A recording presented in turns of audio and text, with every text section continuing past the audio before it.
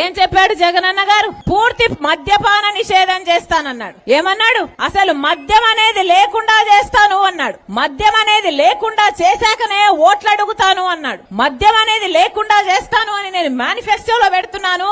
ఆ మేనిఫెస్టో నాకు బైబిల్, ఖురాను, భగవద్గీతతో సమానం అని చెప్పాడు. మరేమైంది మద్యపాన నిషేధం? ఈ రోజు మద్యపాన నిషేధం కదా దేవుడరుగు, పూర్తిగా లిక్కర్ బిజినెస్ మొత్తం సర్కారే చేస్తుంది కదా.